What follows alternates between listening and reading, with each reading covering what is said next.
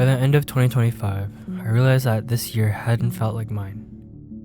There were things I wanted to do for myself, projects I promised I'd create, but instead, time slipped away to video games and doom scrolling. I was stuck in an in-between stage of my life, suspended between who I used to be and who I'm still trying to become.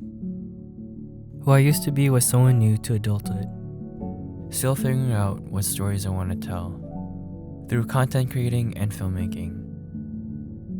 I was meeting new friends in college and online, just living a life without putting pressure on having it all figured out yet. The person I wanted to become is a person who is confident in his work and himself. 2025 was my first full year after graduation, and I wanted to be the best year I showed up better for myself and for the creative goals I've been envisioning. And I hope that 2026 is gonna be better.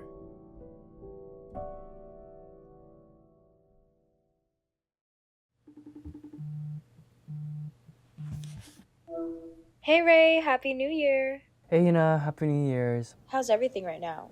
Like, how's the past year for you? I think the past year was alright. I didn't really get to do everything I wanted to do, but 2026 seems pretty promising, I guess. Well, it does feel like you did a lot. You went to the Philippines, started a creative organization with friends. I mean, from what I've seen online, you've been really busy.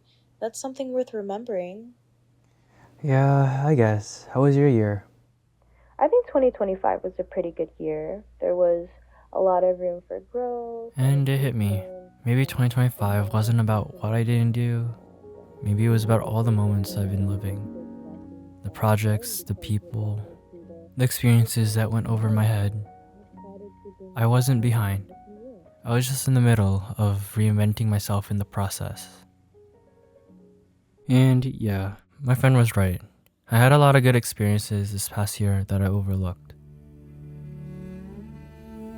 As for the video projects I made this past year, my first post-grad project came in April, a narrative commercial I created with friends for a clothing company. Since then, I made a few promotional videos for events and explored personal videos ideas simply for the joy of creating. On the freelance side, I didn't expect to collaborate with creators I have looked up to or friends that I met online. We had the God of Dog video shoot. Let's go. A large part of my time this year was also spent time hosting creator events around the world, creating spaces for the community, especially for the Filipino creative community. In the Philippines, I hosted my first creator event in Manila, meeting the local creative community for the first time and spending the day walking around the city together.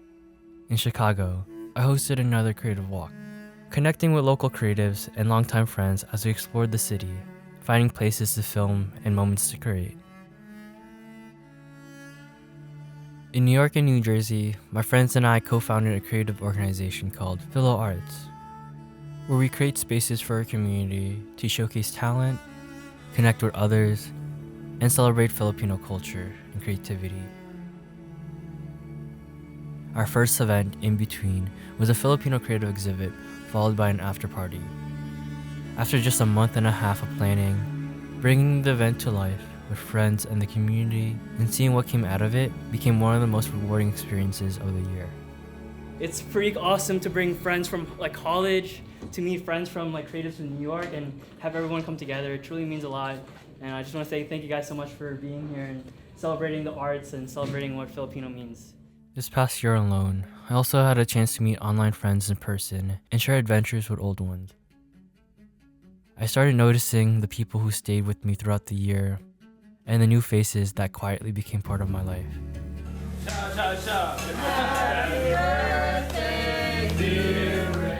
What I love about being a creator on the internet is how it opens doors to meeting people from all over the world and sometimes turning those digital connections into real, in-person relationships. It's easy to focus on what I didn't finish or what I could have done better. But when I take a step back, I realize I've done a lot, created projects, built community, and nurtured relationships that mattered. And making it to the end of the year is something worth being proud of.